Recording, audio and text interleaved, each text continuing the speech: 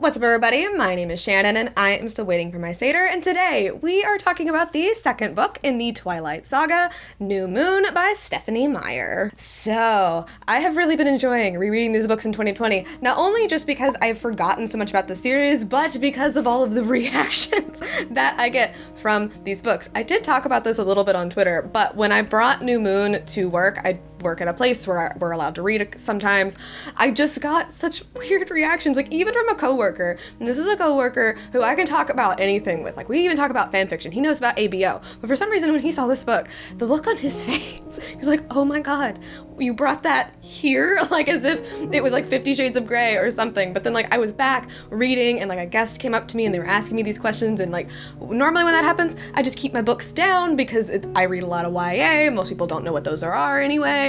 That she really wanted to know, so I told her, and her face was so horrified. And like, why? It's just Twilight. But that's the thing. It's just Twilight. And reading them again, there's nothing wrong with them except for how they were heavily marketed for teen girls. And speaking of the marketing, rereading New Moon has also made me realize a lot of things about the marketing. But anyway, when we left off with Twilight, Bella and Edward were pretty happy, except, Bella still really wants to be a vampire, which is highly justified because she wants to be Edward's equal. But Edward is insisting that she has to stay a human because he doesn't want to damn her soul and all of this. And that's a really big thing in this book. Like, he really truly believes that she's better off as a human. He doesn't want to condemn her to the life that he has, much to the point where he's not listening to her and that this is the life that she wants. Like, she wants to be a vampire. There are some interesting parallels that you can draw here. One is kind of to like young suicide, and another one is to premarital sex.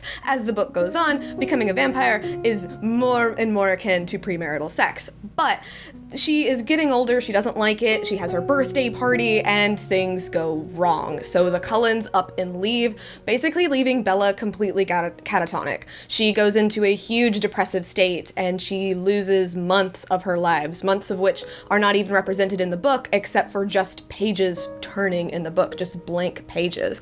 And when she finally wakes up, she starts to remember Edward when she does things that are reckless, when she does things that are stupid. She starts kind of messing around. She starts doing things that are very dangerous. She starts hanging out more and more with Jacob, and it's all her ways of trying to cope with this severe depression that this has put her in.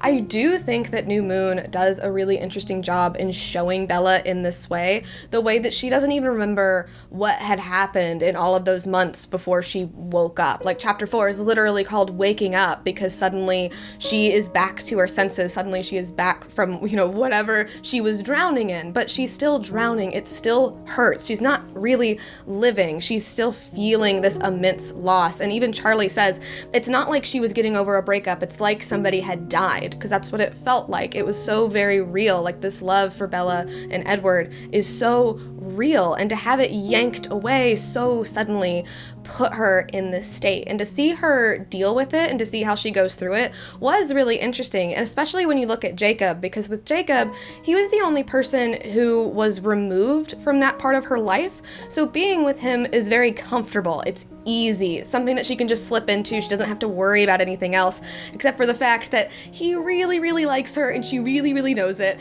And throughout the book, in her internal monologue, she says, oh, he's like a brother to me. I love him like a brother. He's like my best friend. But like, he really loves her, and she knows this, so she does kind of lead him on. And I did get really frustrated because Jacob, oh my god, take a hint. Like, she doesn't like you that way. That's when the love triangle stuff starts to get a little bit annoying for me anyway. But like that, this is a comfortable situation for her. And when suddenly, the Cullens are brought back into her life, like, to see that she was starting to live a normal life. She was starting to live that normal human life. But there was still a part of her that wasn't there. She wasn't whole. She still felt like something was missing from her life, and that was the love of her life. And she is making decisions for what she wants, and she knows exactly what she wants, and she wants to go after it. She wants to get it. Bella makes so much sense in everything that she says in these books, and I think when we think back on Twilight, especially when we think about the movies, we really only think of the marketing, and the marketing was the love triangle. It was Team Edward versus Team Jacob, and it's like all this. when really, Edward and Jacob are both really dumb. They spout a lot of nonsense, especially Edward, especially about killing himself. Like, the suicide in this book is handled interestingly, but both of these boys just know absolutely nothing. They're absolutely stupid, and Bella's the only one who makes any sense. And when we think back on these movies, I always think of, you know, Edward and Jacob, like, whose team are you on? Who do you want Bella to be with? When in reality, this is about Bella. This is about her choice. This isn't a true love triangle, at least not yet, because Jacob is not even an option necessarily in Bella's mind. That would be settling. That would be her like, okay, maybe this could be a way for me to go on and be happy, but it's never gonna be the same as when I was with Edward. Like, she even draws this similarity between, you know, what's going on with her and in Romeo and Juliet, showing that Jacob is the Paris character, which I thought was really interesting, and it's something that's really cool to think about. Now, rereading these books, it's been so long for me. I don't remember a lot of what happens. I really don't remember hardly anything from Eclipse, so I'm interested to be able to get into that. I know we get into more love triangle type territory in there. I also remember really liking Eclipse, but I still don't remember anything about it. So I am giving this book a B-.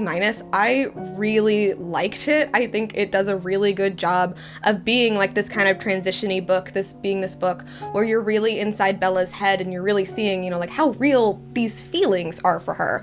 The reason it gets the minus is because, you know, just like Twilight, it's not the best book ever. It does still have its problems, and it was very irritating because Jacob really needs to take a hint, and it's that nice guy thing where he's like, oh, I'm your best friend, and like, oh, so deserving of a kiss, and like all that kind of stuff, which it's not exactly played that way, but it's a little bit triggering, and it's just a little bit annoying. And he starts calling her honey, which is a huge trigger for me because it's so patronizing. But anyway, I've really been enjoying rereading these books. I'm very excited to get into Eclipse. If you are reading along with me, I'd love to know your thoughts down below. And if you aren't, I highly recommend you start rereading Twilight because, like I said in the first video, they are not anything like what we have remembered them to be. So, B- for me. You need to start rereading these books, guys. But anyway, thank you guys so much for watching this video. If you liked it, be sure to hit that like button down below, and don't forget to subscribe so you can talk books with me every week. That is everything I got for today, and I'll see you guys next time. Bye.